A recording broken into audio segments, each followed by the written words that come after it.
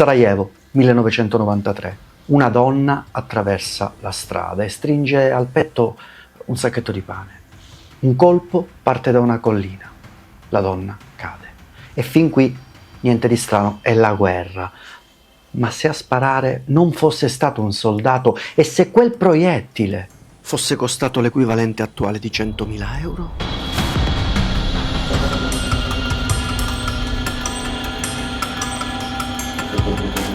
Per capire questa storia dobbiamo tornare al 1992. La Jugoslavia è crollata, la Bosnia-Erzegovina dichiara l'indipendenza, ma la minoranza serbo-bosniaca, sostenuta da Belgrado, rifiuta la secessione. Il 5 aprile del 1992 inizia l'assedio di Sarajevo, 1425 giorni, quasi 4 anni. Le milizie serbo-bosniache circondano le città dalle alture, controllano le postazioni dominanti e hanno artiglieria pesante, mortai, cecchini, molti cecchini.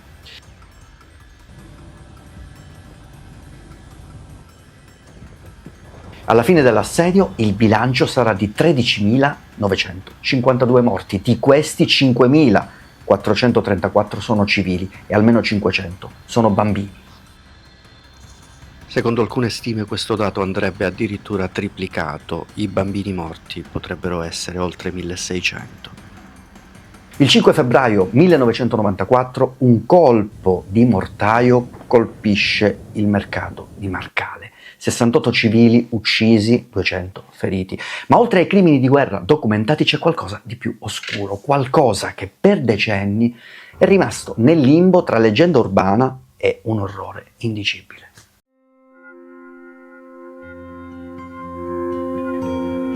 Al tribunale dell'Aia, durante i processi per i crimini di guerra, un ex pompiere americano, un veterano dei Marines, fa una testimonianza inquietante. Parla di tiratori turistici sulle colline di Sarajevo.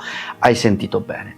Stranieri con equipaggiamento e abbigliamento diversi da quelli dei soldati. Persone che non avevano nessuna ragione per stare lì. Ragione militare. Non è il primo a parlarne. Durante e dopo la guerra infatti circolano voci persistenti, ovvero quelle di facoltosi stranieri portati sulle postazioni serbe non per combattere ma per cacciare. Le voci parlano di qualcosa di diverso, di persone ricche, di uomini d'affari, anche italiani, che pagavano per questo privilegio. Per anni queste accuse restano nel limbo, troppo atroci per essere ignorate, troppo vaghe però per essere provate. Questo fino al 2022.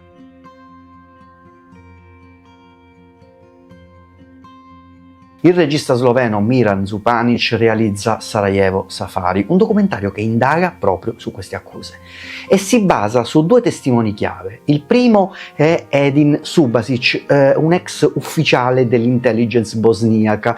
Nel film racconta di un rapporto ricevuto durante la guerra, ovvero un volontario serbo catturato che conferma la presenza di stranieri tra i cecchini. Il secondo testimone invece è uno sloveno anonimo, la cui identità è protetta. Entrambi descrivono una rete organizzata, stranieri portati a Belgrado, accompagnati su postazioni serbe intorno a Sarajevo e lasciati a sparare sui civili. Il documentario però non contiene, questo chiariamolo, immagini dirette di questi turisti che sparano, queste prove visive non esistono. Ma le testimonianze sono dettagliate, convergenti e inquietanti.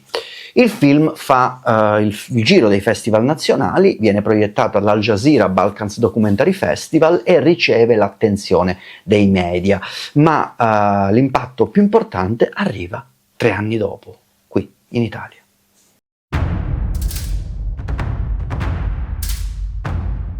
La Procura Generale di Milano apre un fascicolo per omicidio volontario aggravato. In pratica l'ipotesi è che cittadini italiani che hanno partecipato a questi cosiddetti safari della morte a Sarajevo siano davvero esistiti. Tutto parte da un esposto di 17 pagine depositato dal giornalista Ezio Gavazzeni, supportato dall'ex magistrato Guido Salvini. È un esposto che contiene elementi nuovi e preoccupanti. Secondo le testimonianze raccolte, il percorso era questo: una partenza dal nord Italia, concentramento a Trieste, volo con compagnia serba verso Belgrado e poi trasferimento via terra fino alle colline di Sarajevo. La copertura ufficiale erano viaggi venatori, cioè turismo della caccia, ma la destinazione reale erano le postazioni serbe sopra la città assediata. Tuttavia va ricordato che nel 1993, a causa delle sanzioni ONU, i voli commerciali da e per Belgrado erano bloccati, pertanto saranno le indagini della magistratura a fare luce su questa che al momento sono solo presunte testimonianze non verificate. Le cifre riportate dai testimoni di questa barbarie sarebbero, se fossero vere, sconvolgenti. Tra 80 e 100.000 euro a persona per un weekend da cecchino.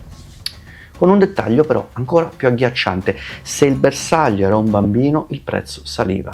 Gli anziani invece erano considerati gratuiti. Ma chi erano questi presunti clienti?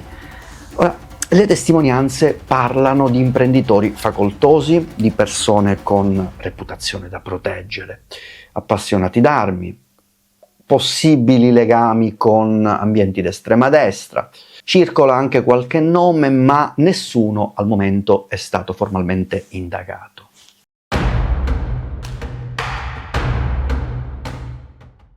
E qui entra in gioco una domanda potenzialmente esplosiva.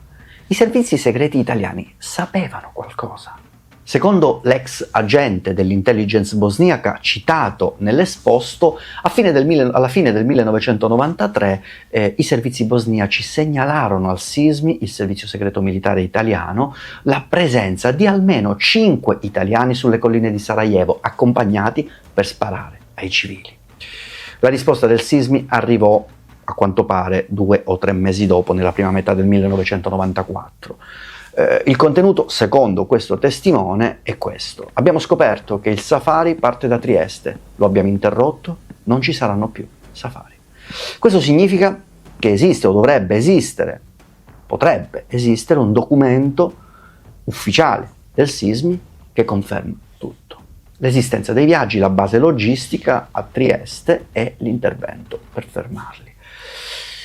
Queste sono solo ipotesi. La Procura di Milano sta ora cercando di acquisire questo documento dagli archivi dell'intelligence italiana. Secondo le stesse fonti, i servizi bosniaci non ricevettero mai dal SISMI i nomi dei cacciatori o degli organizzatori, quindi nessun elenco nominativo è ancora emerso.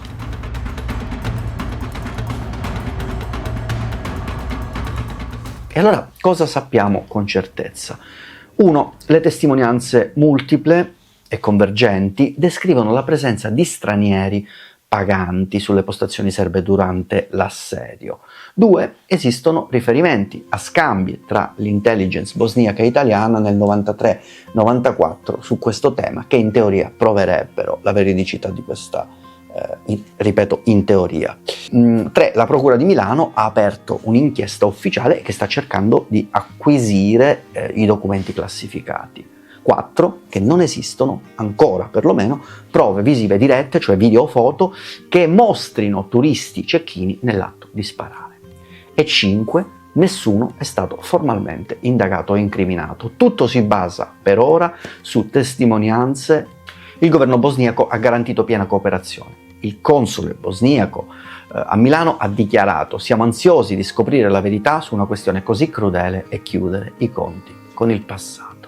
Ora, l'inchiesta è solo all'inizio. I ROS dei carabinieri stanno conducendo le prime indagini, ma chiaramente il tempo è un nemico. Sono passati oltre 30 anni, molti testimoni potrebbero essere morti o irreperibili e i documenti potrebbero essere stati distrutti e le prove, ammesso che esistano, potrebbero non arrivare mai.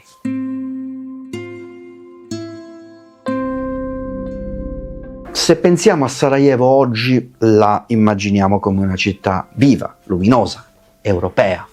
Le cicatrici sui palazzi sono state riparate, la Sniper Alley è di nuovo una strada normale, ma le ferite della memoria collettiva restano aperte.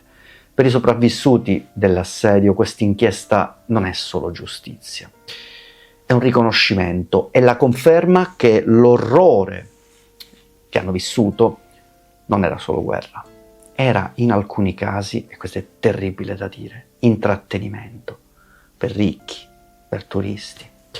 Non sappiamo se i turisti del massacro siano esistiti davvero. Io credevo esistessero solo in serie TV come Squid Game, però sappiamo che esistevano le strade, i colpi, le vittime, e che la memoria a questo punto resta l'unico modo per disinnescare la barbarie.